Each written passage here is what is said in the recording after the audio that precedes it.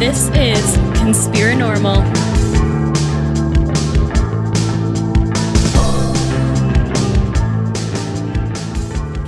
All right, guys, welcome back to Conspirinormal. And we are here, myself and this guy, Sir Fiel. We can actually see each other now through the wonder that is modern technology. So we've got Professor WHAM with us. Dr. C.S. Matthews. Yes. And we actually heard about you because we watched the Anomaly Archives presentations, and you were part of them. And Sir Fiel said that I needed to watch your presentation, and I did. And I was like, well, we should get you on the show. And we're going to talk about that presentation a little bit, but I also found out that you have a book called Mysterious Beauty. And I should also say that you are a co-host of the Church of Mabus podcast as well. So welcome to Conspirinormal. Thank you for having me. It's always fun to talk about these things. Yes, absolutely. Now, you have a book out, like I said before, called Meaningful Beauty about the Hudson Valley. Mysterious Beauty. But yes, Mysterious Beauty. Sorry. It is meaningful. It is meaningful. Yes. It's meaningful and mysterious at the same time. I'm just curious about kind of your relationship to the Hudson Valley. What kind of like brought you there, and what kind of started your whole quest to kind of like write about what the weird stuff that goes on there. I was always fascinated with the Hudson Valley, even as a child. One of my first books, I mean, I don't know what you guys' age is, but when I was in first grade, we had the option of buying scholastic books. I don't know if you did that when you were young. Yeah, but they did like the book fairs. I remember those quite yeah, well. right. Well, yeah. Well, they didn't have book fairs where I was, because this was back in back in the mid to late 60s. That's dating me. Okay. But they did have the book service where you could purchase books. And one of the first books I ever bought was a book that talked about strange and weird stories, because that's one of the things I was interested in. And there were several stories in that book from the Hudson Valley, and they talked about the Hudson Valley in different ways, and of course it was this, for me, it was this magical place, where these weird things happened.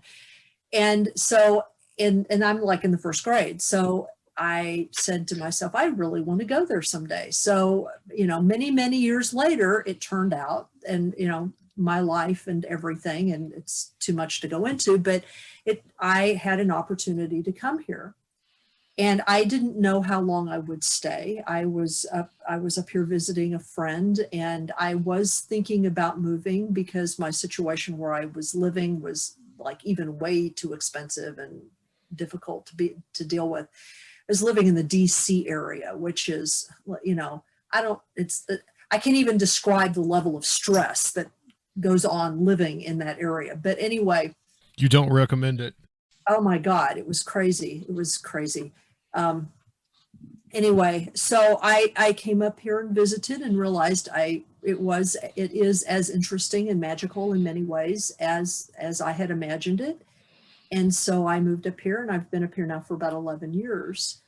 And I've always been interested in paranormal things. And I've been studying like UFOs, at least, as a paranormal thing or subject for,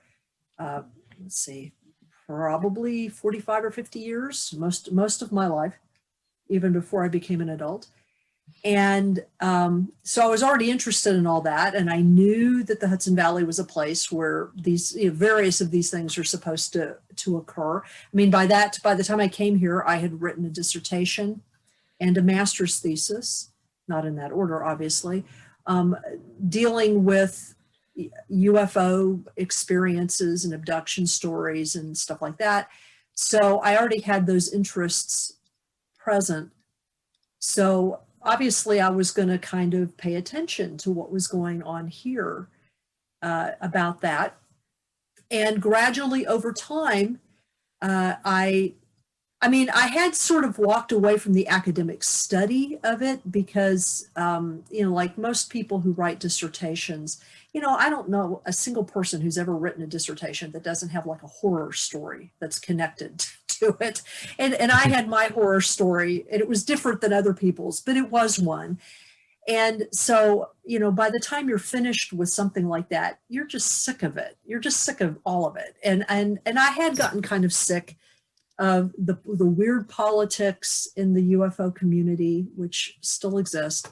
And so I'd sort of walked away from the community part of it and was not really interested in studying it so much anymore.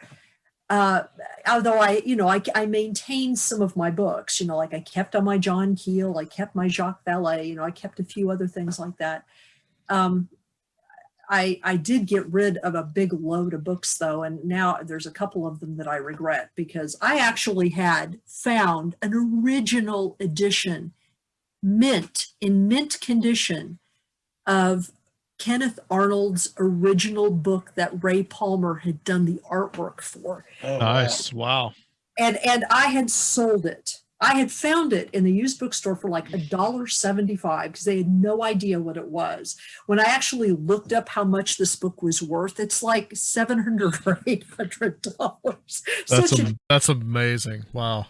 Such an idiot. But anyway, the person, and I have to give credit where credit is due, the person who brought me back, there were two things that brought me back to studying paranormal stuff, which eventually led to the book. One was Andy Colvin, who I know that he's kind of an interesting and problematic figure for some people, but his work in his books, The Mothman's Photographer. Right. I read those first two volumes, and there was something about some of the people that he interviewed, and that I don't know what it was exactly. There were a bunch of, Steph would appreciate that. There were a bunch of like personal synchronicities in some of his, not just his accounts, but in some of the people that he interviewed. And it got me to really thinking about my own experiences, what had caused me to be interested in paranormal stuff and everything. And so I started to kind of get into it again. And that's when I hooked up with Jeffrey Pritchett, of Church of Mabus, when I first connected with him, which eventually would lead me to getting on the show. And so I thought I needed to make some extra money like I always do. And so I applied for and got a position as a regional journalist for what was then the online news organization called The Examiner. It became Axios. It was sold to Axios and became Axios, which you may be familiar with now. Oh yeah. But it was The Examiner. And so I did their paranormal and cultural interest Hudson Valley page, and actually had got some interest. I actually had a little bit of a following.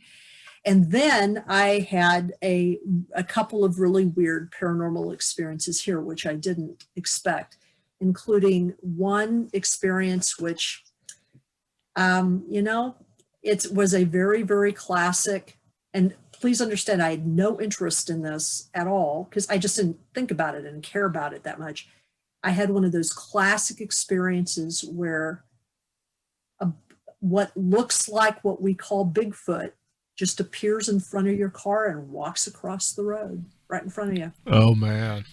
Was that in the Hudson Valley? Yes. Okay. I was coming home from a class that I had taught. I taught a lot of evening classes, and I was going to spend the night at a friend's house because I had I commuted quite a distance, and I had an early morning class, like a 7:30, 8 o'clock class, and I didn't want to drive all the way home, and then drive all the way back, So oftentimes when I would stay at a friend's house that was closer so that I wouldn't have to do that. And she lived at the time in a very rural area in Dutchess County. And those of you if any of your listeners are from Dutchess County, they'll be familiar with this. And I was going along, side roads, and you have to really carefully watch for deer, because deer just decide to plant themselves right in front of your car. It's really common. And so I was watching. So I was alert, I was alert. I was thinking about my class, that I was alert for deer. I was looking at movements, I was paying attention. I turned a corner. It was very dark because it was, it was in a rural area, and it was like 9:30 at night. And I turned a corner, and as my headlights came forward, it was right in the middle of the road. And it was moving slowly across the middle of the road. It was probably less than 100 feet in front of me, completely illuminated. And as soon as the headlights hit it, whatever it was, it put up its arm like to shield its eyes. It was clearly startled, and it ran off. And it was bipedal, was not a bear, covered with hair, covered with reddish brown hair from head to toe. In the area where it ran off the road, there was a street sign there that I was later able to go back and check the height of it, and it had to have been at between 8 and 9 feet tall. Whoa! So it could not have been a person. 2 questions. Yeah. Had you already kind of started delving into the paranormal aspects of a lot of things by this time? I had become interested in my UFO stuff again. Gotcha. Okay. And then you had this experience. But I wasn't, please understand, I've always considered like the Mothman stuff to just be weird. I've never really, I don't know what that is. I've always considered it to be kind of a weird UFO thing, you know what I mean? Because it tends to be connected to UFO stuff. Yeah. And so I've never thought of it as a cryptid in the classic sense. And I never had. And I had never studied Bigfoot or done anything with Bigfoot. I didn't really care about Bigfoot, And so when this happened, it startled me. It scared me, actually. I like slammed on the brakes and just stopped in the middle of the road. And I was like, what did I just see? How weird is this? And so like a few days later, I did a little bit of internet searching, and it turned out that people had been seeing something right in that area. There had been reports of things right in that area. So I contacted the local Bigfoot person, a woman named Gail Beatty, and she founded the Bigfoot Researchers of the Hudson Valley. And so I sort of became a consultant for her. I haven't had another experience like that. And she goes out, and I've actually gone out with her in a few places, and she usually takes me out when the people who have reported their experiences have also reported either UFO stuff with it or ghost, like poltergeist stuff with it, because those are the things that I have the most experience with, and both of those things really scare her. And they don't scare me. So I will go out and I'll talk to them about those other experiences. But, I don't really, that's sort of the limit of what I do for, with her. Like, I don't go out on like Bigfoot quests. I don't go squatching or anything like that. What the impact of that was for me personally was that I became really interested, and this brings me to my book. I became really interested in the sort of original indigenous stories of beings that we would refer to in our culture as paranormal, but for the First Nations who lived here, who still live here, they don't consider them paranormal. They consider them to be part of the landscape and just other beings that we live with. And so they had various and different relationships with some of these beings. And so I became much more interested in sort of that angle of it. But what brought me specifically to this book, actually, doing this book was I had started with Gail, I'd started sort of reaching out and connecting with various members of the larger paranormal community. And one of these individuals is a woman named Linda Zimmerman, who is fairly well known regionally for her UFO stuff and some of her ghost stuff, ghost studies. She and I, this was about maybe 3 years ago, she and I both were contacted by a TV production company in New York who wanted to do some kind of pilot for, I think it was like the Travel Channel or something. And they basically wanted us to do all their work for them. They wanted us to like turn over all of our research to them and give them access to all of our stuff. And, you know, they thought that we would just be willing to do that for our 15 minutes of fame. And Right, exactly. you know, they wanted us to like, you know, turn over, you know, give us the names of all these abductees and we were like, no. You know, we were just like, no, we're not going to do that. And so I had, well, and they actually like they lied to me about Linda. They claimed that, you know, that they hadn't contacted Linda and they wanted me to contact Linda. And it turned out they had contacted Linda and she told them to like screw off, you know. And so anyway, Linda and I had a conversation and she said, you know, somebody just needs to sit down and write a summary book of all the things that have happened here or all the things that do happen here. And nobody's done that. And I just sat there and I was like, you know, I have all this material. I think I could do that. So that's what the beginning of it was. 2 years later, it's done. It took like 2 years to do. But that's what the start of it was, basically. So then you have this Bigfoot encounter. You said you're not really that interested in cryptids, and you see the most stereotypical cryptid there is.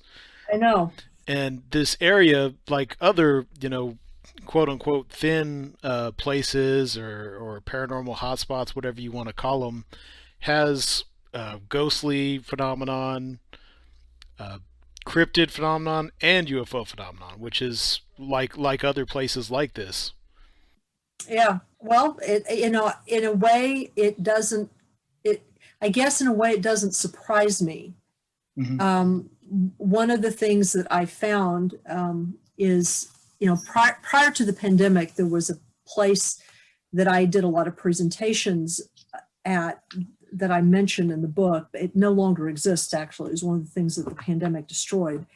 And it was a small coffee shop in Red Hook, New York. And this is the upstate Red Hook, not the Red Hook that's by Brooklyn, where H.P. Lovecraft lived. So it's a different place. You know, if you look at Red Hook, New York, you'll find there's more than one. But this is the one that's in Dutchess County.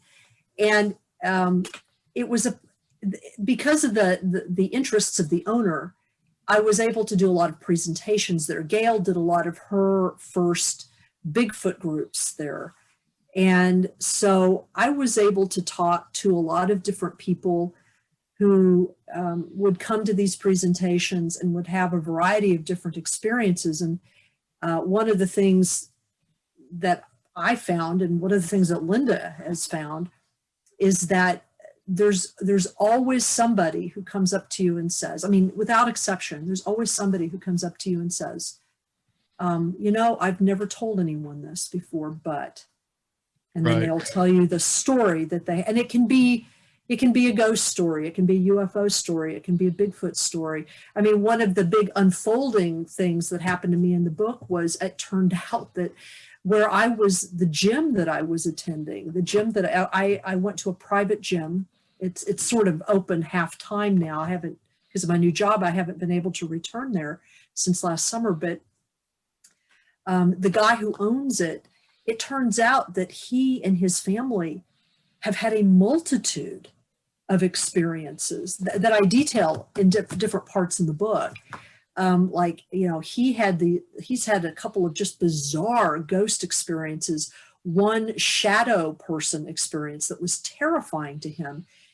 He has on CCTV in his gym, he has captured I think it's some of the most extraordinary poltergeist activity I've ever seen. But he also had this really intense Bigfoot experience when he was much younger. Right. And he and several other members of his family have had all kinds of UFO experiences, including one experience that his cousin had that was like 4 miles from my house and terrified him. We find that more and more is pretty typical. When I first started doing this, a lot of the people were reticent to like kind of put, they wanted to put these different things into categories and to put them in their little box. And now I think more and more people are coming out and saying, well, I've had this experience, I've had UFOs, and I've had Bigfoot, just like you said. I mean, just that same kind of experience. You know, when I think about the Hudson Valley, I think about the great UFO flap of the 1980s. You know, that's the main thing I think about. I don't think about, you know, Bigfoot. I mean, I'm sure like there's, you know, ghosts. There's probably all kinds of folklore and things that we're going to get into, but you know, you don't normally consider other weird stuff that could be happening in the area. And we find that more and more. We just a couple of episodes ago talked about a place that's like closer to us geographically that is also a weird area where there also was like this weird murder case that took place. So you know, these places is like, I think that you describe it in the book as being a thin place. Like they're all over the country, all over the world. Right. And that's part of the reason why, you know, in the back of the book, I have a short paranormal timeline that I give. And that was just what I had collected up to this time. I mean, obviously now, I mean, you know, at some point in the next year or two, I'm going to have to do another edition of this book because things have changed. I've gotten more information about certain types of things, and I've got more information to put in this timeline, you know, and so it's, you know, and I just found this out. I'm going to walk over here. You'll hear a creaking noise in a minute. I just found this out too. I mean, and this is for people who really like to dig the weird. I know Smiles would like this.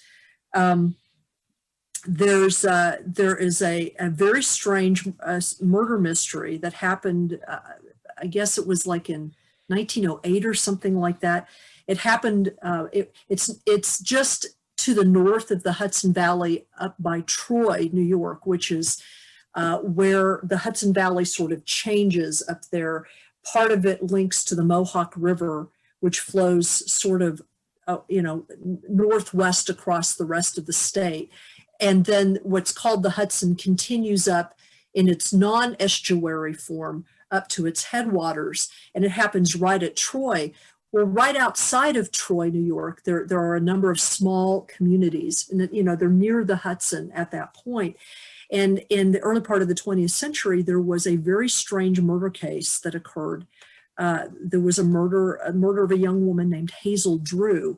And the reason this is important is because this murder was so strange and nobody was ever convicted of it. And there was all these politics that attended it at the time. But all these ghost stories grew up out of it. And one of the individuals who heard one of these ghost stories was Mark Frost, who together with David Lynch created the story, used the Hazel Drew story as the basis for the Laura Palmer murder story in Twin Peaks. Wow. So interesting. And in fact, the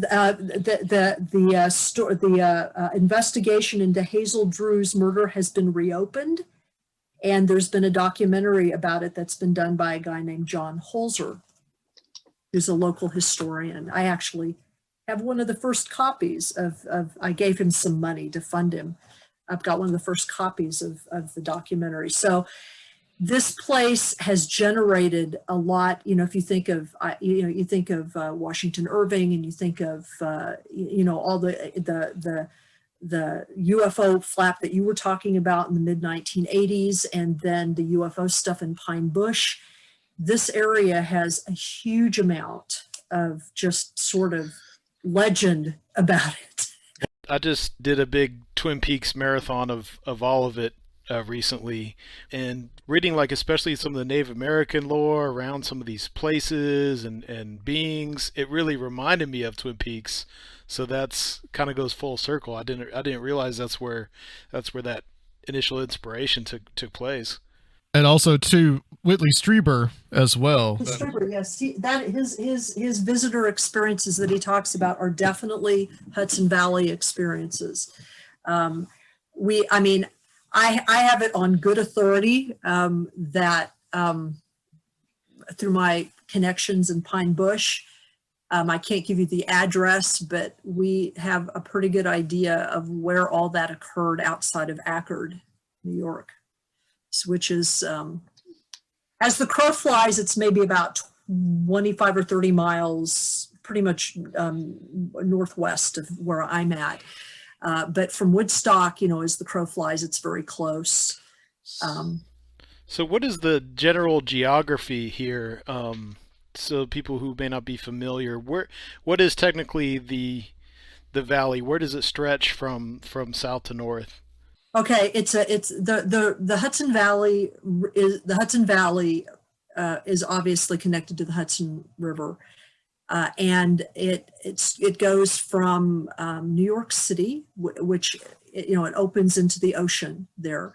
It goes from New York City, the Hudson River does, all the way up into the Adirondacks. The headwaters are in the Adirondacks. So it has several, like I said, confluences along the way, so that just north of Albany in this place called Troy, it sort of splits a little bit because part of it joins with the Mohawk River, which has its own lore, by the way, which I'm only just discovering in the last year. It has its own kind of interesting history and mystery and stuff.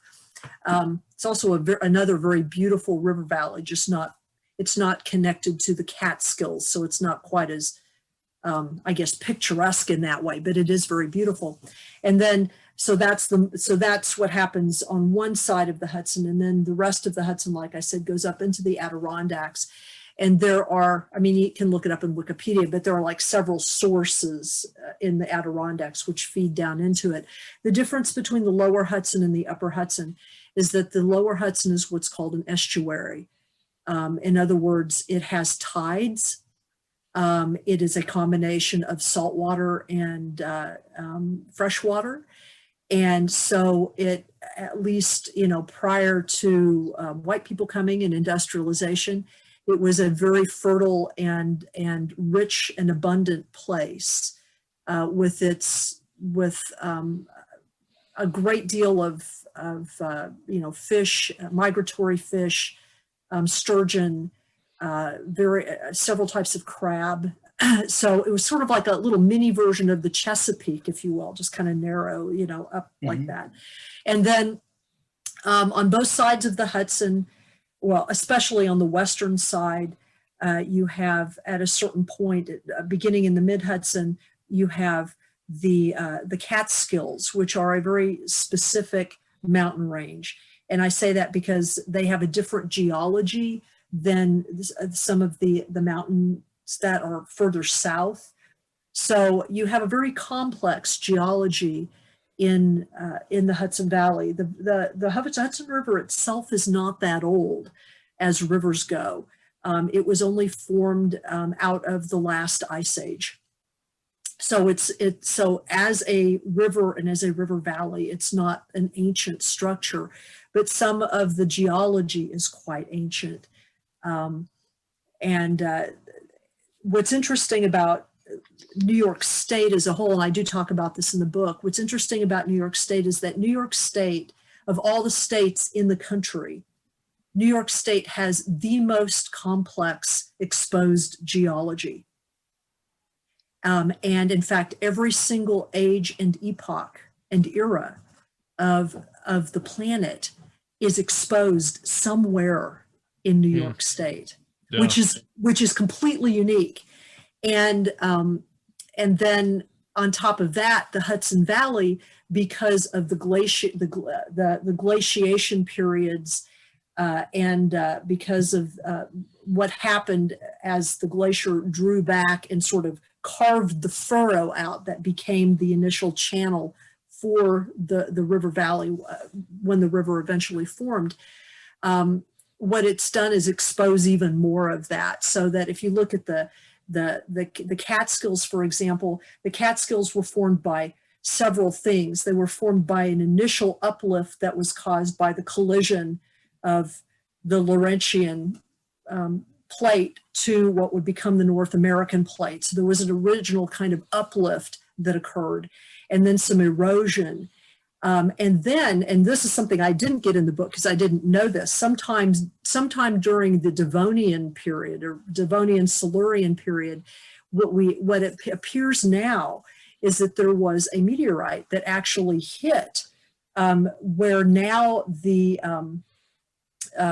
part of the Catskills are, but the crater is no longer visible as a crater. And in fact, there's a mountain that's kind of in the middle of the crater because it happened so long ago. And because when the meteorite came down, it came down into kind of a thick sedimentary sea.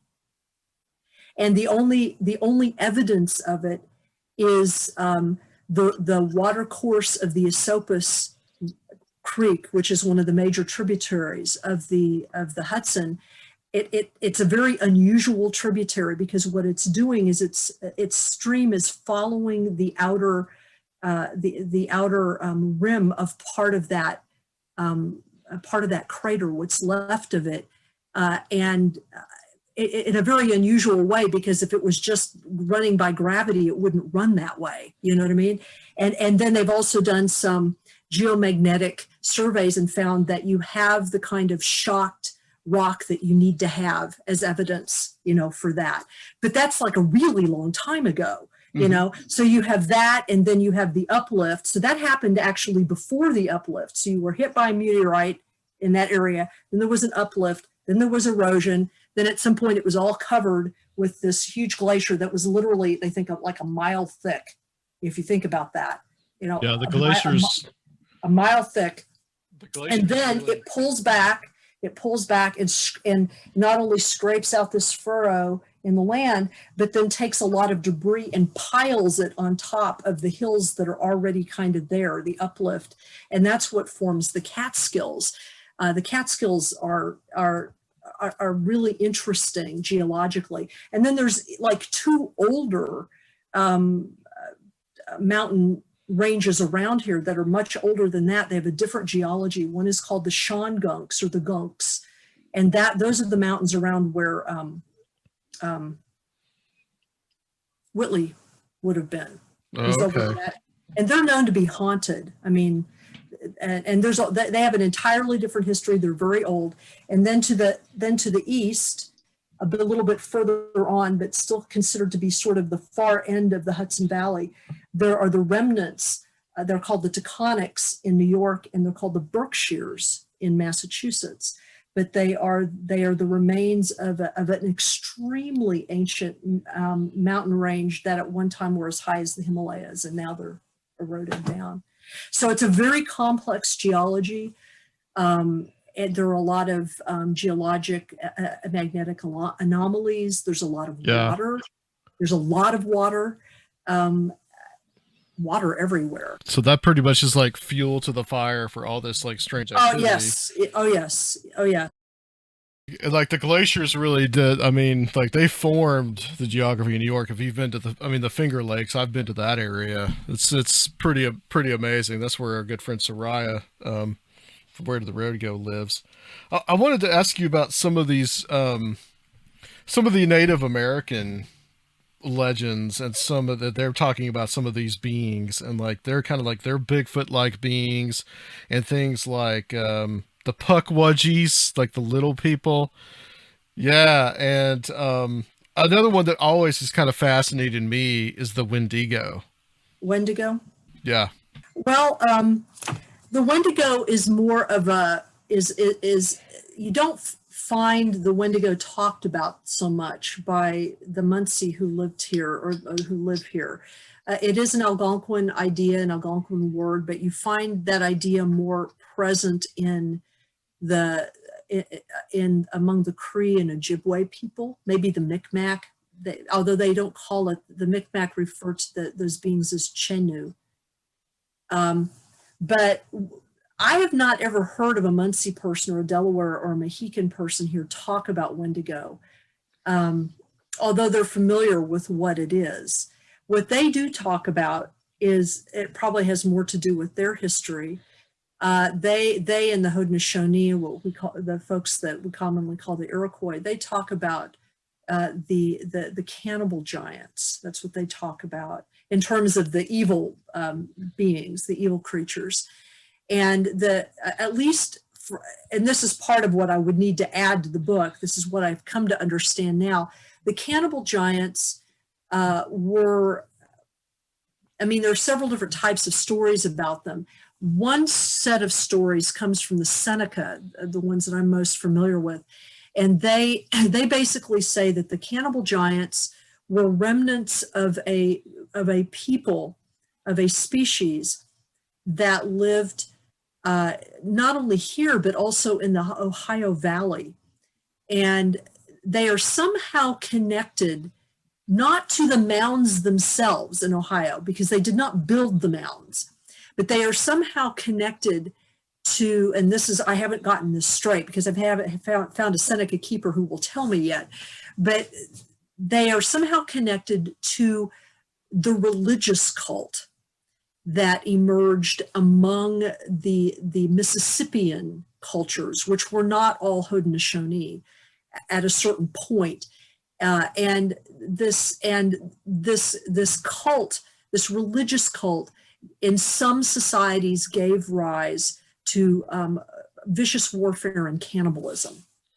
And what I've come to understand is that according to the Seneca and according to some other groups of people like the Shawnee, for example, they say, well, the reason you don't find them anymore is that we hunted them down and killed them because they killed people, they killed humans, so we got rid of them pretty much.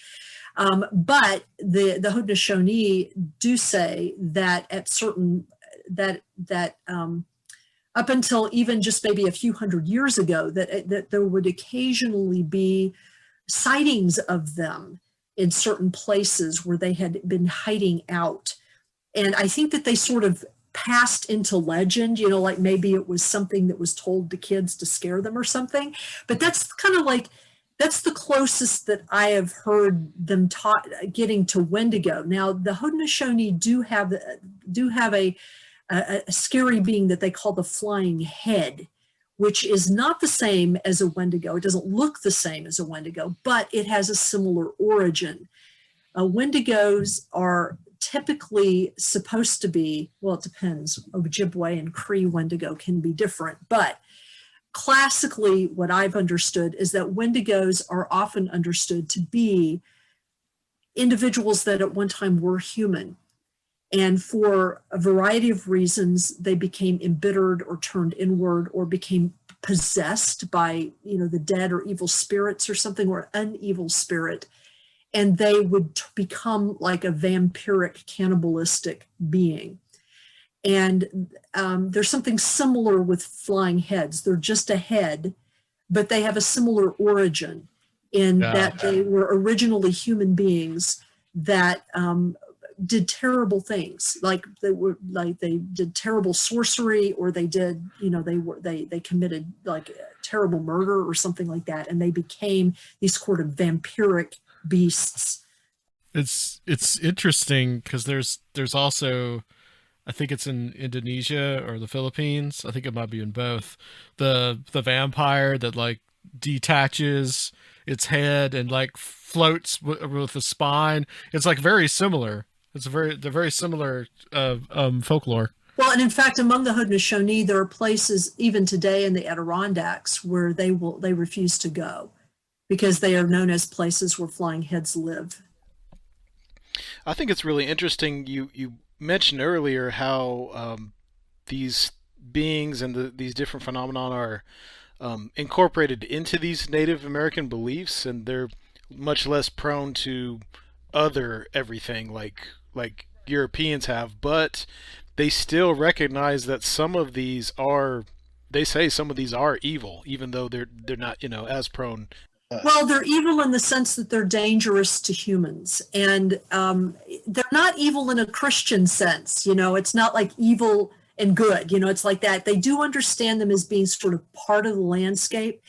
Or parts of beings that belong here. They don't necessarily understand why. I mean, the Haudenosaunee have a variety of stories where they talk about stuff like this, like, you know, in the classic Seneca story, Sky Woman fell to Earth from outer space. I mean, this is what Barbara Alice Mann says. You know, they came from outer space, and she, because of an accidental hole in the sky, she fell to Earth, and at some point, her daughter. I mean, this is a whole story, right? But her daughter gave birth to Sky Mother's grandchildren, Flint and Sapling, and Flint and Sapling. I mean, the easiest way to understand this is that Sapling is sort of like the creator of order, and Flint is the creator of chaos. And so rather than say good or evil, it's kind of like it's both. And they understood that there has to be like this balance between those two. But sometimes it gets unbalanced. And oftentimes what causes the closest thing to evil in the world are human tendencies that get out of whack. So that's why I think when they talk about Wendigo, or they talk about, the flying heads, they're almost always understood as something that happened wrong with human society or with particular humans, rather than these things were created that way or just sort of naturally came out of the world that way. You know what I mean? And it seems like they're related to those, to the more warlike groups. It seems like there's a connection there to the history of these like Mississippian civilizations, these more hierarchical, warlike groups. They have some of their own. Right. There's what we in the West would call ego and power. I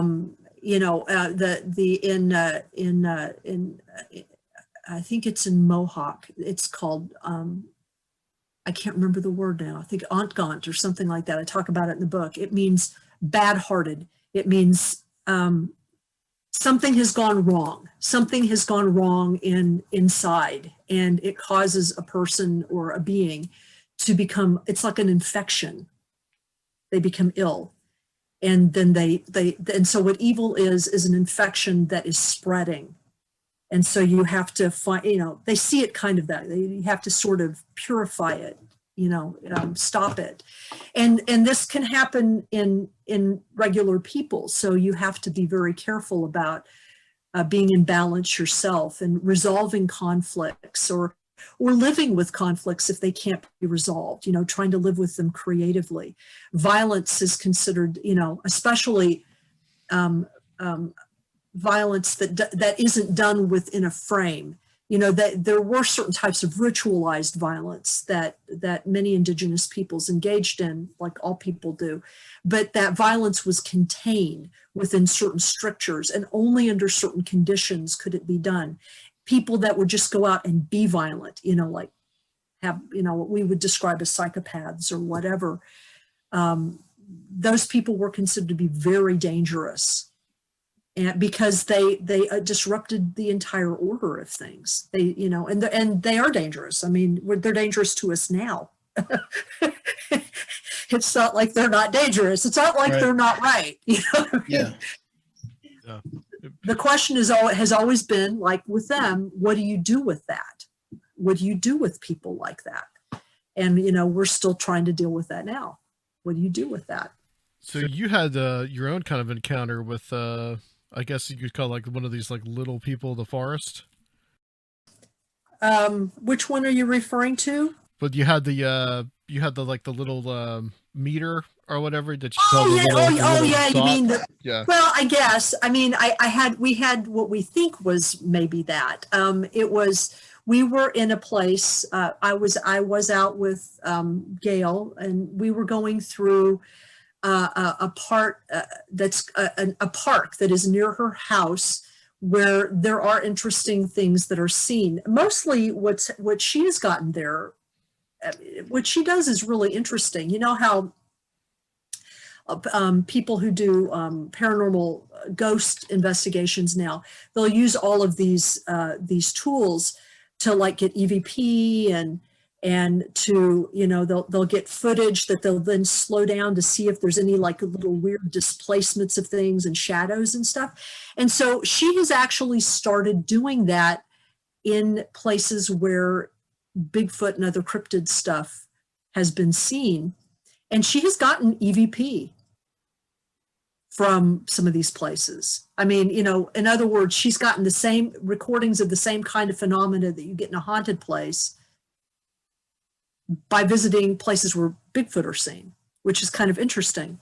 But so that's what we were doing. We were out there just sort of scoping it out. I didn't see anything, but then a woman that was with her at the time had one of these small handheld sort of thermal devices. You know, it picks up like thermal radiation, and she was just sort of panning it around, and there was this one stump, this one area where there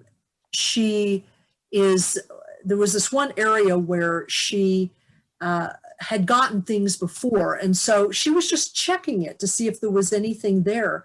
And there wasn't at first. As she told us about it, there wasn't at first. And then all of a sudden, it was like something came on. It was like a thermal image came on. It was just like a little spot, like a little dot. And I happened to be closer to her than Gail, and she was like, "Hey, come on over here." She was calling me by my Sufi name. So she said, "Wahaba, come on over here." And so I came over, and this is what we saw. This is what I experienced. We were maybe about 5 feet from the stump. She had this thermal imager on so that you could pick up heat signatures, you know, and she tested it by putting it on me and then shining it at Gail to make sure that it was calibrated correctly. And what we saw was an orb. It was like a small orb kind of rise out of the hollow of that stump and come towards us and just sort of settle what looked like about 3 or 4 inches off the ground. What was really weird about it is that you could see nothing with the naked eye. There was nothing there with this is in broad daylight, nothing with the naked eye, but there was something there. There was a clear thermal image that was very defined with this viewer. And then I noticed that there was this one little plant that was close to where that little orb was. And it was just, I mean, it was really still. We were in the middle of the forest, and it was just wiggling back and forth, just really, really hard. Like there was was some kind of energy or wind or something. And I had been told by one of my indigenous teachers that if you see something like that, that means that a pukwudgej is there. Wow. And so all we knew is that this was doing those leaves were doing that, and we were watching this orb that we could not see with our naked eyes, but could see on an infrared scanner, a thermal scanner, like a FLIR. It's like a little mini FLIR. We knew something was there, but you couldn't see it with your naked eye. And so what I did was I said, you know what? We need to not engage with this, because you're really not supposed to engage with little people. Because if you do too much, they'll follow you home. And then all hell breaks loose. Definitely don't eat or drink anything they give you. So I took out tobacco and I gave it an offering. And I said, "Wana Sheik, thank you." And we backed off. We just backed off and just left it. So whatever that was, it was something, but I don't know what it was. So kind of to segue a little bit, you write about this, that the Rip Van Winkle story is basically like fairy lore. It has its roots in these little people mythology. Oh, absolutely. No, absolutely. And what's interesting about the Rip Van Winkle story, and this is what I talk about in the book, is that the way Washington Irving tells the story, it contains both clear European elements, because there is a long European history of this, of people, wandering into fairyland and being taken away and losing 20 years. I mean, there's lots of stories like that. But he combines that story with certain indigenous elements. And it's really kind of interesting. And where you see that combination, if you read the original text of Rip Van Winkle, it's you have the story, and then there's this postscript in the original version to the story. And if you read it in a children's version, they will often leave that postscript out, because that postscript, is kind of weird. It doesn't seem to fit the rest of the story. But that postscript is about the indigenous stories of some of the beings who live in the very place where the Rip Van Winkle story was supposed to have occurred. So what it does is it takes the Rip Van Winkle story and it actually locates it in an actual place that does exist, that already had stories connected to it.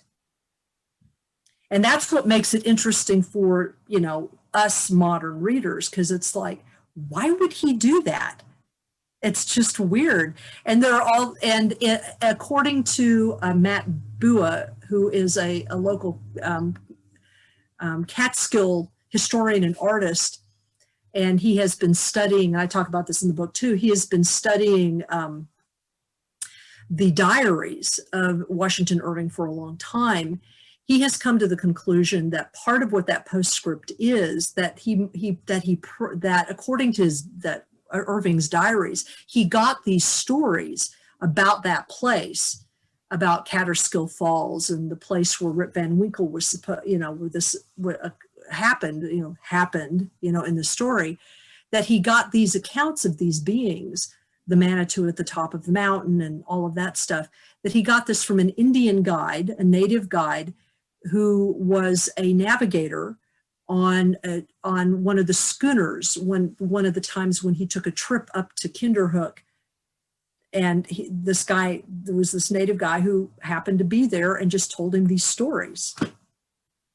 And so that was sort of his way of preserving them.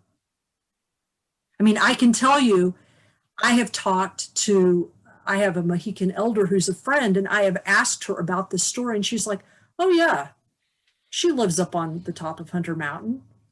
We don't talk about her though. So it's like, the story that of the Manitou on top of Hunter Mountain, who weaves the web of the clouds and causes the rain to fall, occurs no other place that I'm aware of except what has been preserved orally and in Washington Irving's story. You also talk about something that Washington Irving also wrote about called Communipaw. Communipaw, yeah. Yeah, a community. And this is something that I'd never had heard of, with the Pavonia Massacre. Oh, yeah.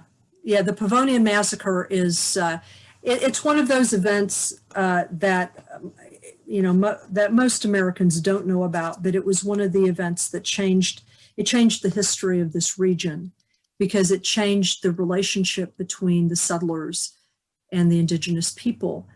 And it created many haunted places, places that are not only haunted to the indigenous people who remained, but continued to be haunted for even the Dutch and English settlers afterwards. I mean, I'm not going to go into the whole history of it because it's very long, but the Pavonian Massacre was essentially the first major massacre of native peoples that was conducted by the Dutch in the 1600s, the mid 1600s, mid 17th century. It predates King Philip's War, which happened in 1676 by about 30 years. And it was an unprovoked attack by the then governor of the area, Governor Kieft, on a group of mixed Munsee and Mohican peoples who had become nominally Christian. They had converted to Christianity because of that,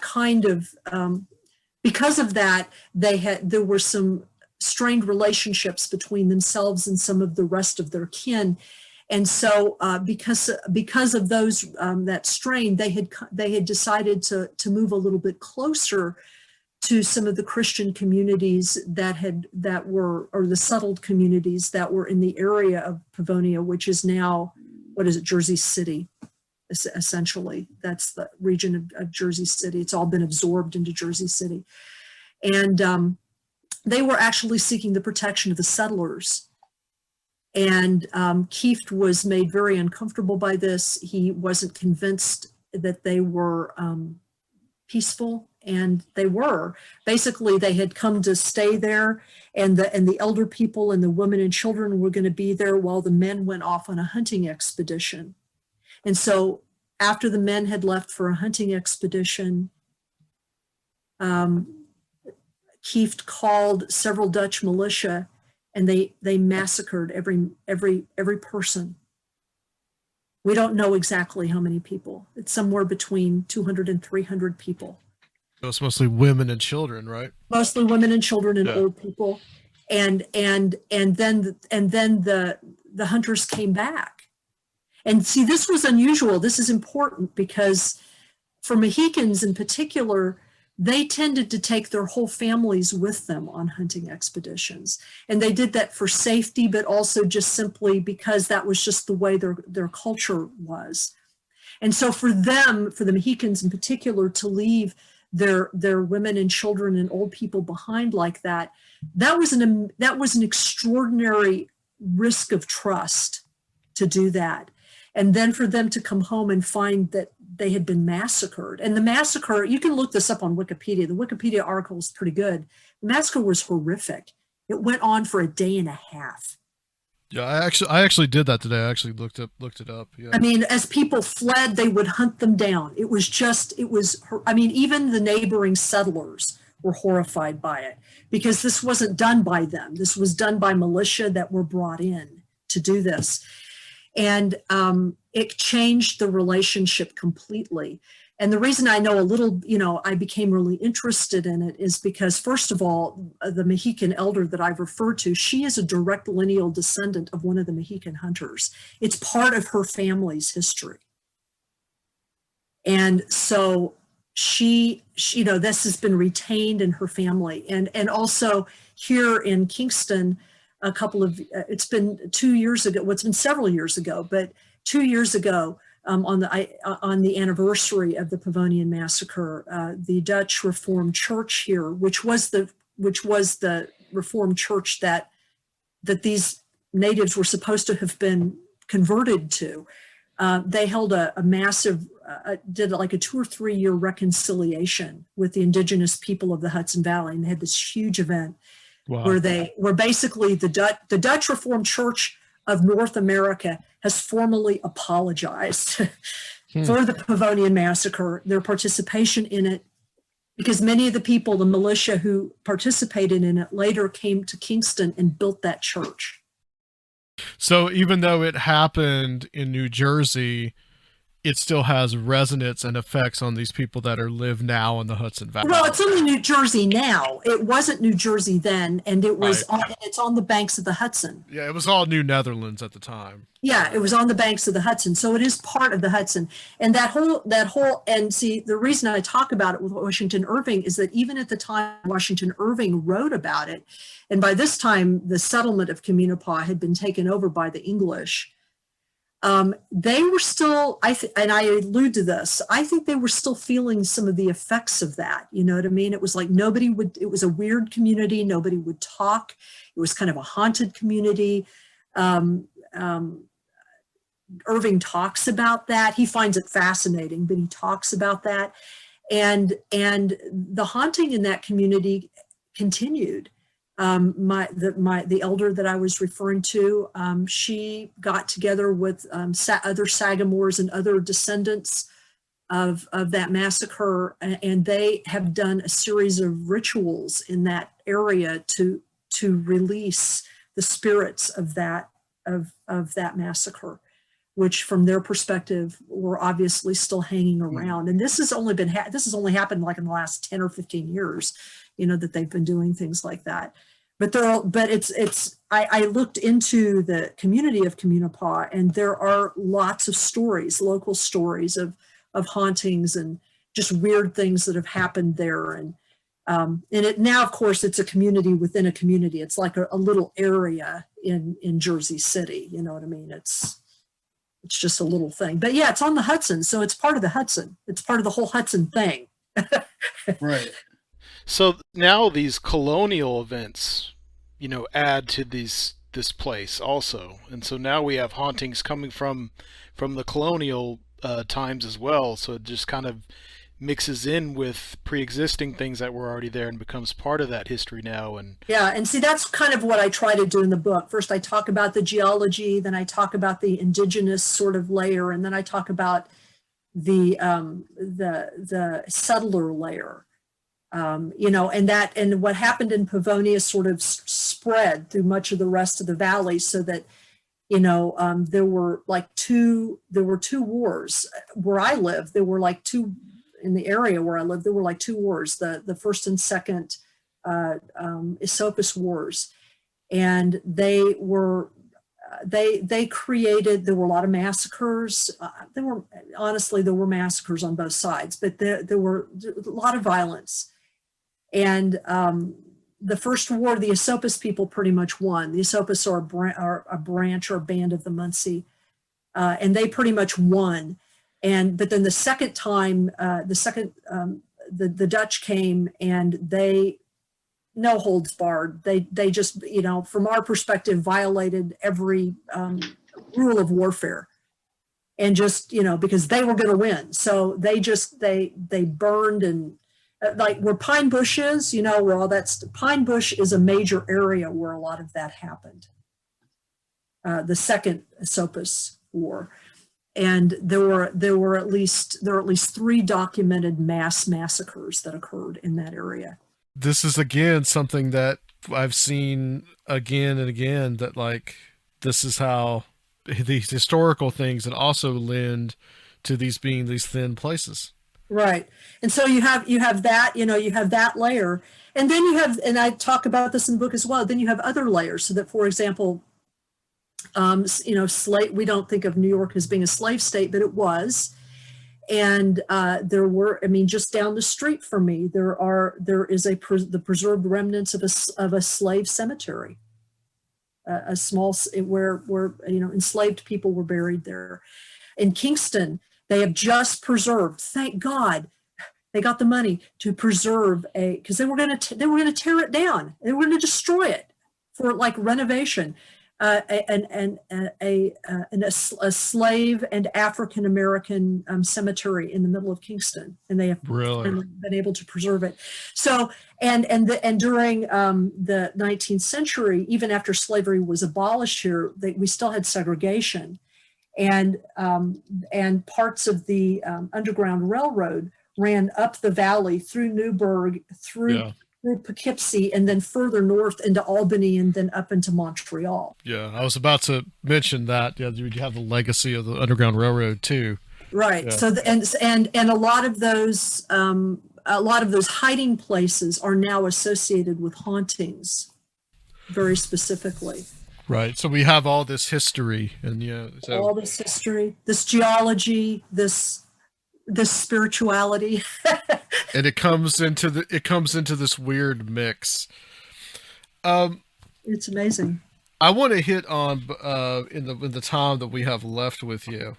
I want to hit on some themes from your presentation that you did for the Anomaly Archives, and you guys can find Professor WHAM's presentation that she did for the Anomaly Archives. That was back in, was that November, I think?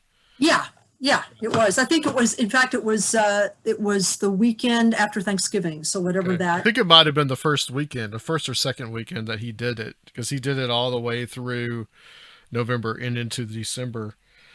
But you talked about something that grabbed our interest, and all these kind of interesting, racial aspects to some of the paranormal research, and how it's geared a certain way. Mm-hmm. Well, I tell the story in the presentation, which I will not tell here in full, because they will need to go to the presentation. But basically, when I was in the 1990s, when I was doing my research for my master's degree, I witnessed several instances at UFO contactee and abductee conferences where it was very, very clear that abductees and contactees who were talking and talking about their experiences were using and referencing various, I guess what we would now say were racial tropes or racial stereotypes to talk about their experiences, to talk about the appearance of aliens. And they were doing this in the context where there were Black people and people of color in the room with them. You know what I mean? So, but they weren't saying this in any kind of white supremacy way. It was just sort of assumed, you know what I mean? It was just this assumption. And because I had been doing this kind of research at that point for a while, it just really struck me. And so it just kind of stayed in my mind. And I thought, I need to really kind of look into this to see whether or not there's something to this. And then, when I reread Jacques Vallée and I reread, John Keel, I realized that I wasn't the first one to sort of recognize that there were some of these issues in UFO communities and paranormal communities. And then I thought about it, it was like, well, that would make a certain kind of sense because, we in the United States, first of all, well, even before we live in the United States, first of all, Jacques Vallée recognizes very, very early on that depending on whether you're in France or Spain or in South America, wherever, various UFO entities that are associated with UFOs often appear differently. He notices that. And that's part of the reason why he boots the extraterrestrial hypothesis. It's kind of like, I'm sorry, there's just too many different kinds. They're all not going to come here. You know what I mean? Yeah, in other words, he recognizes that something's going on there. He doesn't doubt that people are having experiences, but he's interested in what people are perceiving about their experience and what people are saying about it, like what, because we all see things through a lens, you know what I mean? So, so if you think about it from that perspective, and we're in the United States, we live in a culture that is so racially, and I don't mean even now, but I mean, of course now, but has always been so racially charged, where racial ideas and characterizations and stereotypes and racism, systematic and individual, and all that kind of stuff has always just simply been part of the way that all of us are raised, that it would make a kind of sense that if, when we have these experiences, that we would see those things through that we would interpret those things through those lenses, at least when it comes to telling each other these stories. So what I found several things. One, I found that, I'll just say some of the things I found. I found, for example, that, and this is no surprise to those of you who are fans of horror and science fiction, because this has been an issue in these communities for at least 30 years. But there's a long tradition in science fiction and horror of racial troping, of positing especially in the 19th and early 20th century, of positing the alien as being sort of looking like a racial other. H.P. Lovecraft does that. Bram Stoker does that with Dracula. Even Mary Shelley does that with Frankenstein. None of that is new, all right? So I looked at that stuff because a lot of those narratives actually do feed into certain ways in which alienness is talked about, the monstrous part of being an alien. And so I talk about that. I also discovered that, we carry those stories with us. I also found that there is a subcommunity of and I focused on African Americans in the dissertation, but there's a subcommunity of African Americans who are fascinated and have had experiences, abduction and contact experiences, going back in some cases quite far back. One of the earliest abduction cases that you could call an abduction case actually occurs a full 10 years before the Betty and Barney Hill case. And it involves this this guy, I think his name is Harrison Bailey or something like that. And he has this bizarre UFO experience, a contact abduction experience that is quite different in many ways than sort of the standard narrative. But what was most terrifying to him about it was that, he had some missing time and he had some other things with it. But what was most terrifying to him was the next day, or maybe a couple of days later, after he had that experience, he was approached by 3 white guys who came up to him and said, "Hey, aren't you the guy that we saw coming out of the UFO?" And they made it into like a racial thing. Completely freaked him out because he hadn't told anybody about his experience. And how could these white guys know about it? You know what I mean? It's completely bizarre. And so, but you never hear that story. You never hear that story. So what I found was that there's this whole sort of sub-community of African-American contactees and abductees who are telling very different stories that are connected in various ways to African-American narratives generally. But their stories aren't told. Most people don't even know about them. And these stories are important, number one, because they tell a different kind of abduction tale, but also because if, as Bud Hopkins wanted to put it, if this is supposed to be a universal experience, that everybody has the same kind of abduction experiences, basically, but you're leaving out this entire data set, how can you say that? I mean, that's crazy, So anyway, those were some of the things that fed into my dissertation. And I used the Betty and Barney Hill case as kind of a launching off point, because if you look carefully at their case, they're an interracial couple, you find, if you actually kind of drill down into their testimony, you find that even though they both had an experience of some type that they shared, their understanding and reactions to that experience were very, very different. And even their descriptions of the aliens initially were very, very different. And those reactions I think were very much and clearly mediated on their difference in background. And you also go into like the prevalence of Nordicism in a lot of this stuff, and well, the obsession that we have in sort of mainstream culture, UFO culture, with trying to figure out all the races.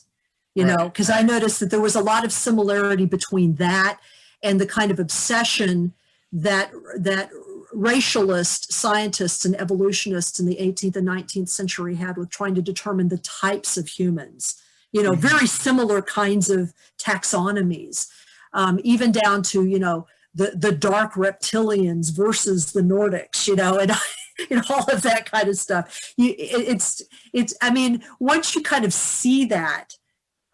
You just kind of go, oh. And it's not that I think that this isn't a way of trying to disprove UFO experiences at all. Right. I do think that people have, I've had a couple of weird UFO experiences.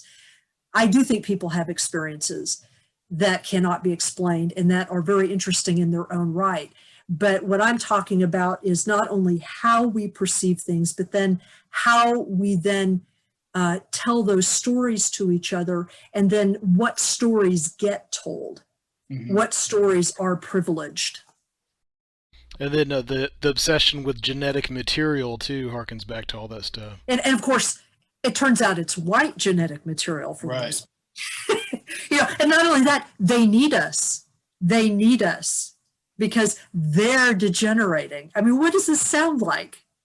It's so bizarre, when you actually listen to the language. It seems to me that a lot of those pre-existing ideas of this, like from the Nazis and the Aryan Atlantis ideas and some of these like theosophical offshoots, like that material was already there. So I think when these UFO narratives became more popular, those were just like ripe to draw from. Yeah. Right. Well, and you have to remember that also throughout the late 19th into the 20th century, you had this kind of literature that I call it occult fantastic literature.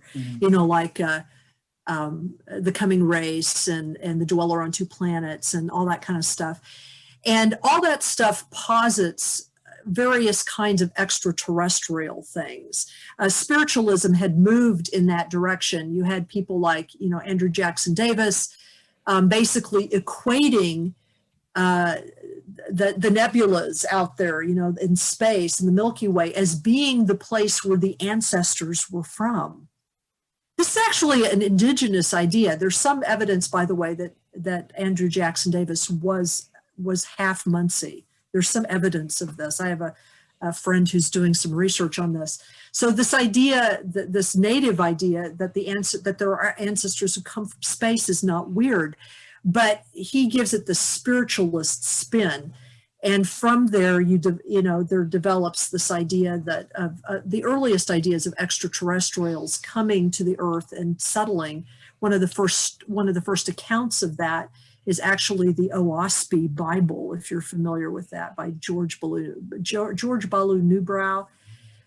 He refers to them as the Etherians, in their etheric ships, the Etherians coming and landing on Earth and helping God, Jehovah, as he calls God, helping Jehovah create these different races of beings. It's kind of like his answer to the Theosophists who didn't like Theosophy. Yeah, and we've said it again and again and again that there's so much weird stuff with the contactees themselves. Like you mentioned, it wasn't George Hunt Williamson, who was straight up a Nazi. And there were other ones. I mean, like the connection to the IM, Guy Ballard, the IM movement, and William Dudley Pelley, and all that. So you have those weird kind of connections too. Yeah, I mean, I talk about all that stuff. A lot of that stuff in the presentation. And you touch on the mound builder mythos, which is something that we see it's continuing to influence. I think right now, or more recently, we've seen the influence on a lot of these charismatic Christian groups, and now they have really got a hold of it, and they're weaving their own stuff. When previously they weren't too interested in biblical, so-called biblical American history. That was more like a Mormon thing, but they're getting interested in that now, and projecting their own histories and ideas onto these ancient structures and ancient civilizations, and we just see it continuing. I mean, I keep thinking that evangelical Christians must really be bored. They just keep doing weird crap. It's like, is there any weird crap you can't do? I mean, it's like, what is the deal? I grew up with people like this, so I feel like I am entitled to say whatever I want to around them, about them. But yeah, I mean, the history of the mounds, and and there are lots and lots and lots and lots and lots of mounds. And if people really want to get a sense of just how moundish North America was and still is to some degree, Gregory Little has put together a rather exhaustive encyclopedia of all of these mound sites.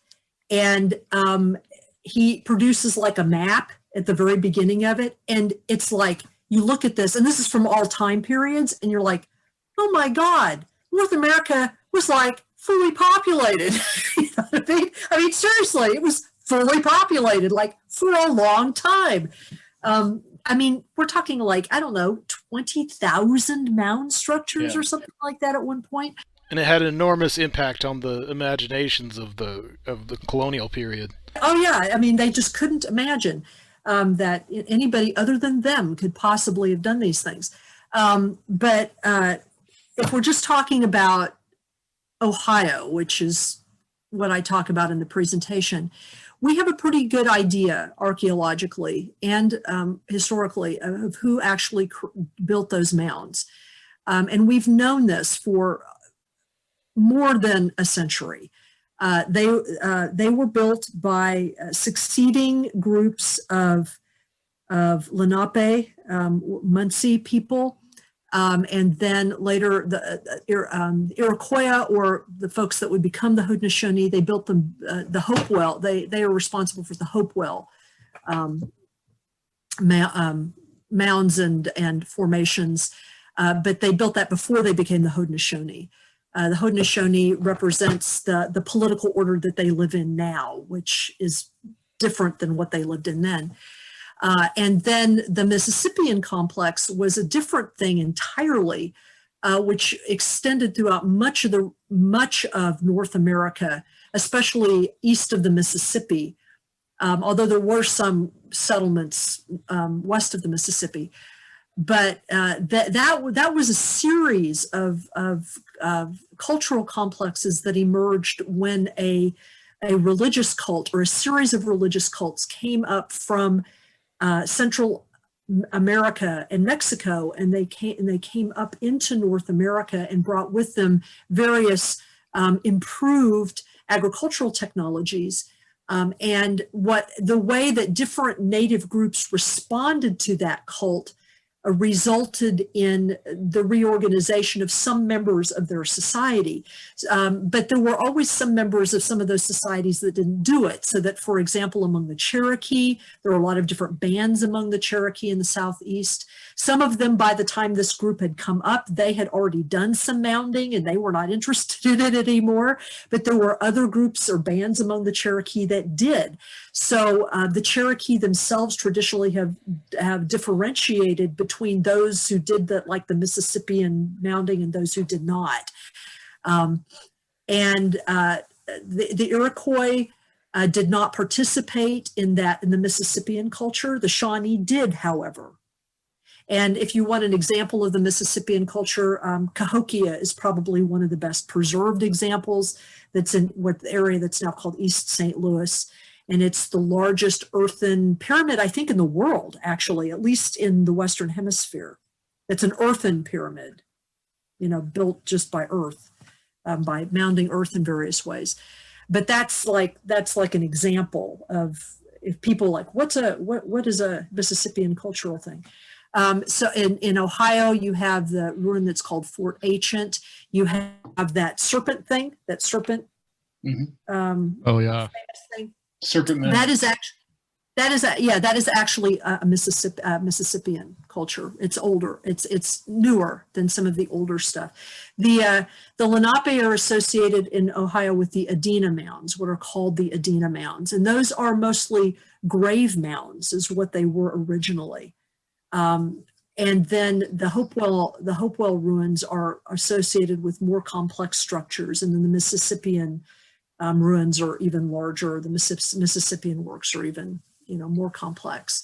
But part of the evidence of the Lenape having built those Adena mounds is that in the 18th century, during the American Revolution, because Washington wanted to depopulate much of the eastern part of Ohio in order to keep the British from hanging out there, and also because he had some land speculation that he wanted to get finished, he ordered the massacre of several Lenape praying towns in that area. And there's one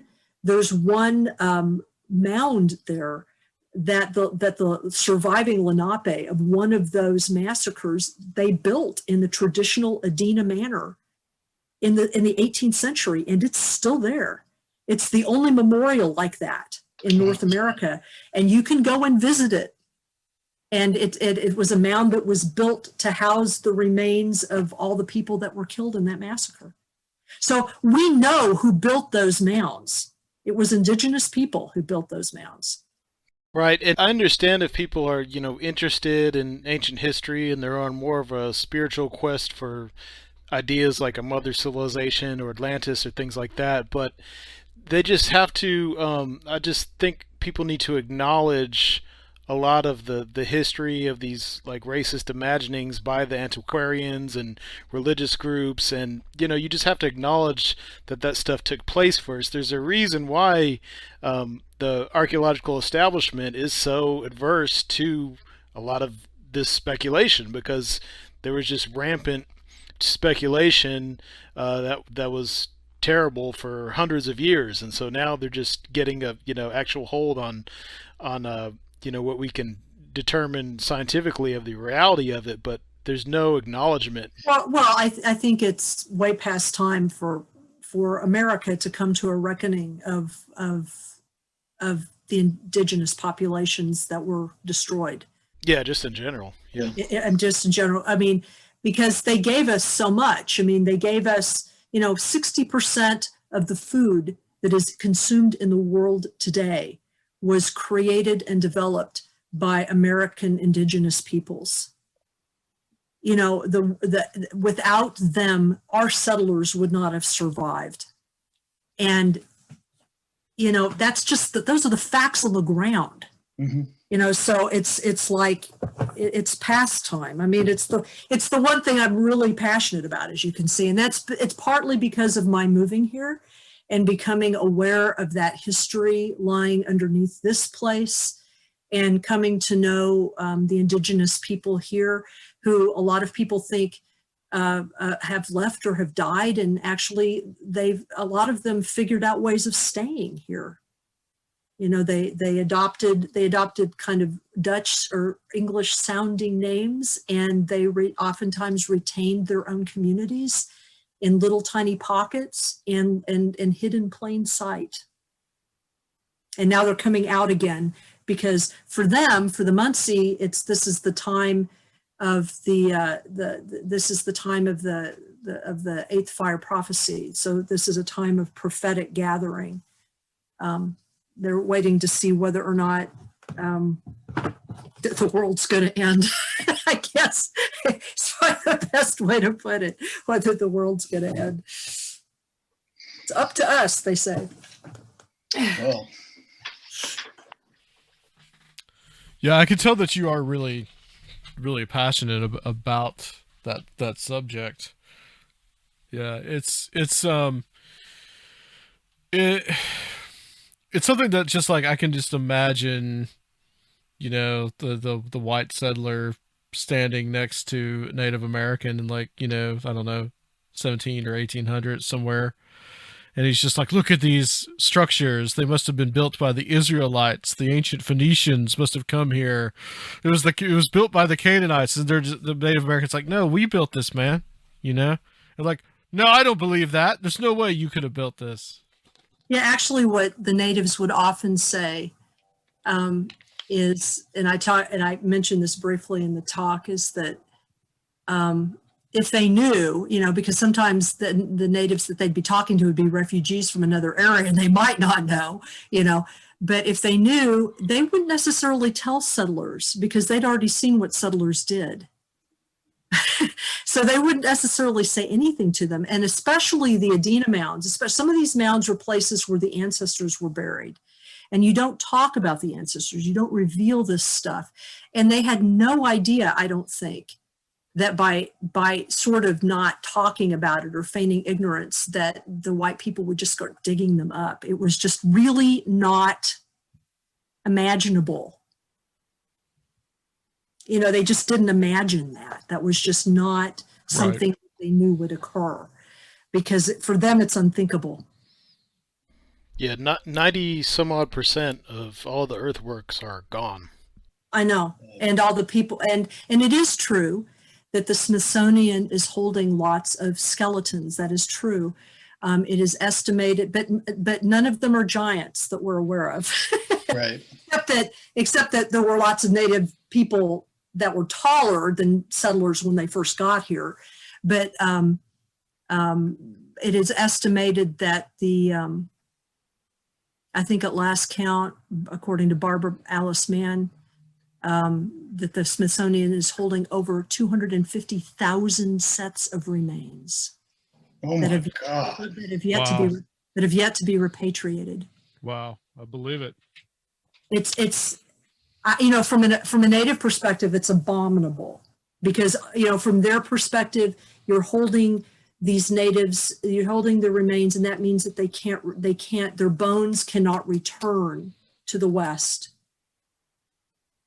where the bodies of the rest of the ancestors regenerate. So it's horrific to them. There's crazy stories about We would how- never dig up our own stuff like that. Yeah, how that these things were treated.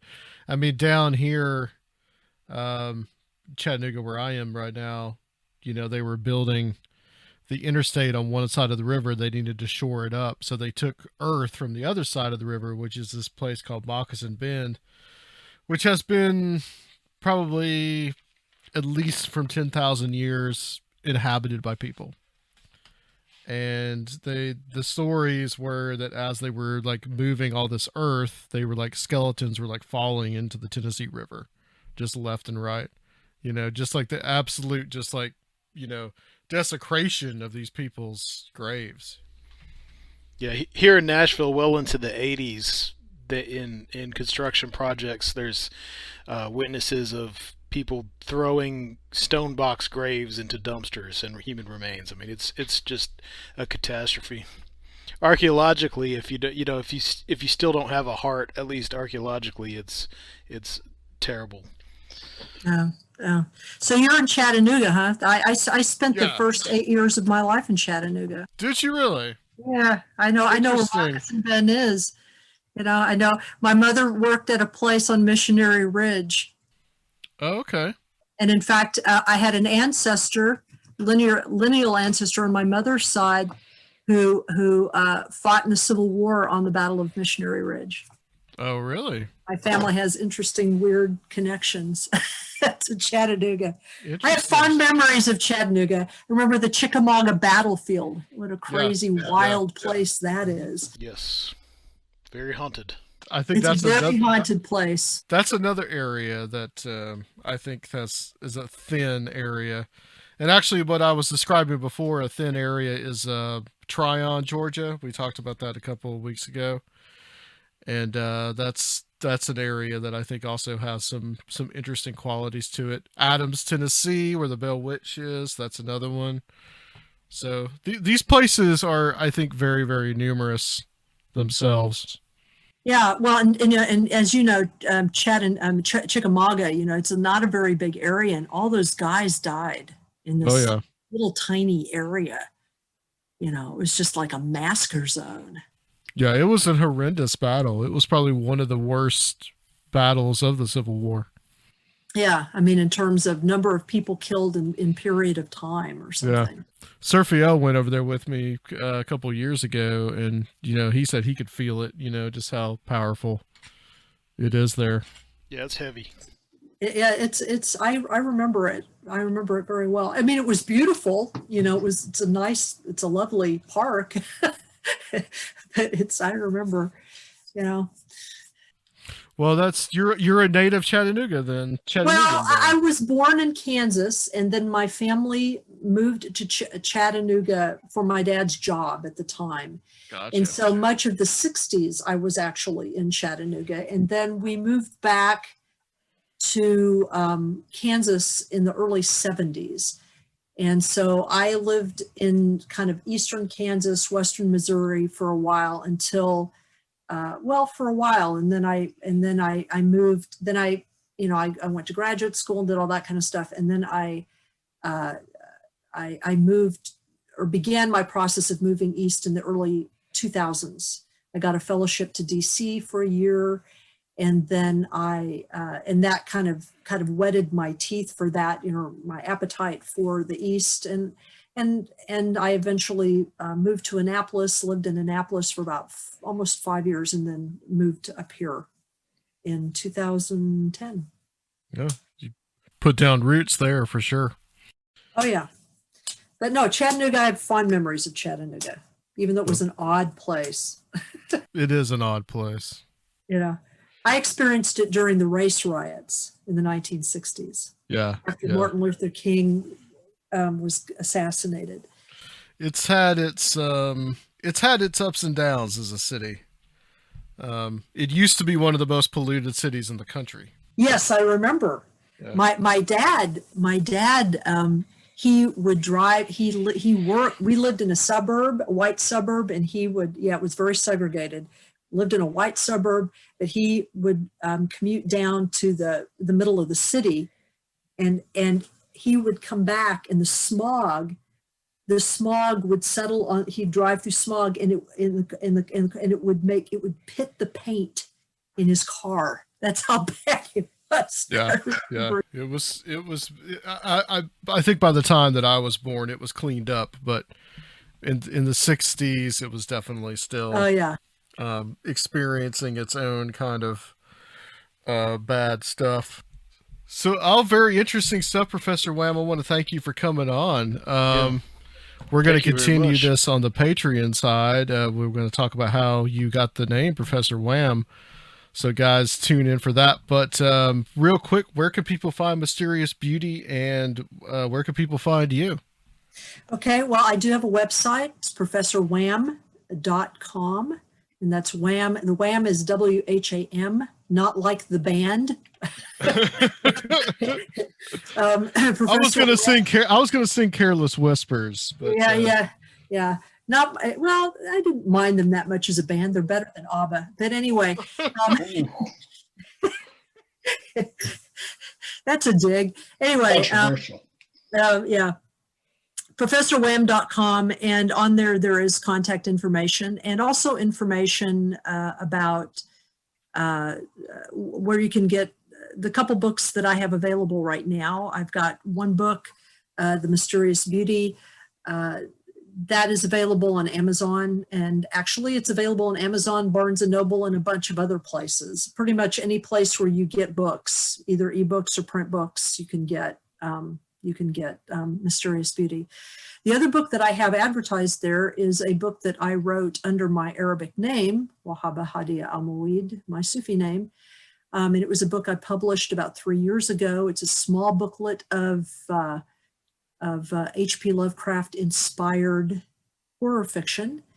And the reason why it's kind of unique, I think, is because this book was written over a 1 month period. It came out of a series of dreams and paranormal and synchronistic experiences. So it kind of involves all those things together. I don't know if they're fiction or not. I think they might be, but I don't know. At some point, it's hard to tell. Depends on what dimension you're in. Yeah, exactly. So that's the easiest way to reach me and where you can get the books. All right, cool. Well, thank you for hanging out with us tonight, Professor Wham. Stay with us. We're going to close this section out, and guys, we'll be back to close out the show on Conspirinormal.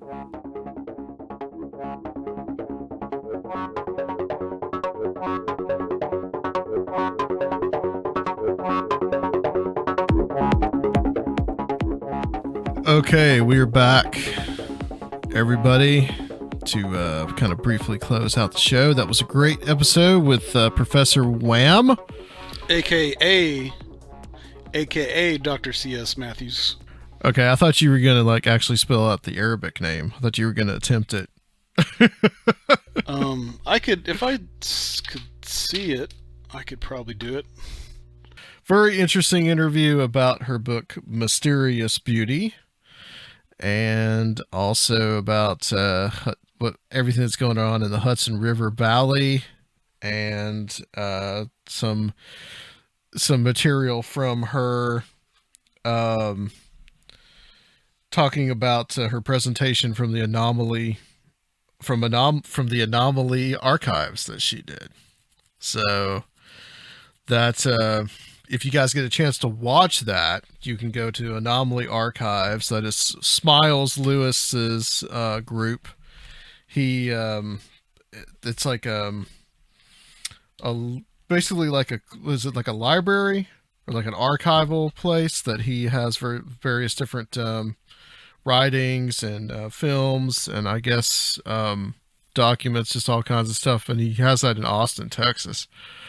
And they did a fundraiser last year, towards the end of the year, and Professor WHAM was part of that, as was I think Aaron Goulias, Tim Banal, several other people that Greg we Bishop, know. a lot of people. Yeah. Yeah. It's a good cause, and I'm sure they're still accepting donations, and Smiles needs help with that because I think they have to leave that location, so they're going to have to find a new place and everything. So Right. brick and mortar. Yeah, it's it's another outcome of this wonderful pandemic time that we live in. But hopefully, hope is on the way. So, all right. I think that's it. We also did about a 30 to 35 minutes thing about Sufism, which Professor WHAM is an acronym for an Arabic name, like we mentioned, and that's because she is part of a Sufi order. And we talked about that and some about her thoughts on that. So that's over on the Patreon side, of which Serfiel can tell you how to join. Well, when this comes out, hopefully we had a blast at the first meeting of our Mystic Crew. That is the Mystic Crew of Conspirinormal, the people at the $10 level and up of Patreon.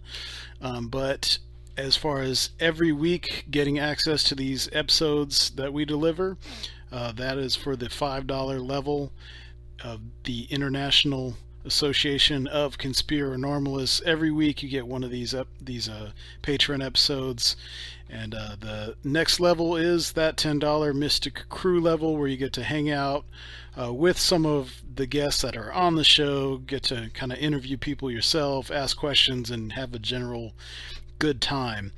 If you are further interested in Conspirinormal, then you have the opportunity to join the Ancient Circle of Strange Realities at $20 level.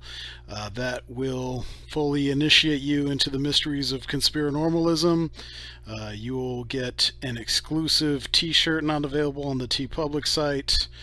And of course you'll be invited into the Mystic Crew as well, get to do the hangouts, but then you will have special VIP experiences at the Strange Realities Conference this year in whatever form that takes, as well as access to past Strange Realities conferences. So check us out on patreon.com/Conspirinormal. All right, guys. That's it for this week. Join us next week. We're going to talk about some more paranormal weirdness. I believe we got Michael Hughes coming back on after an absence of about 4 years. So, guys, we will be back to see you on Conspirinormal.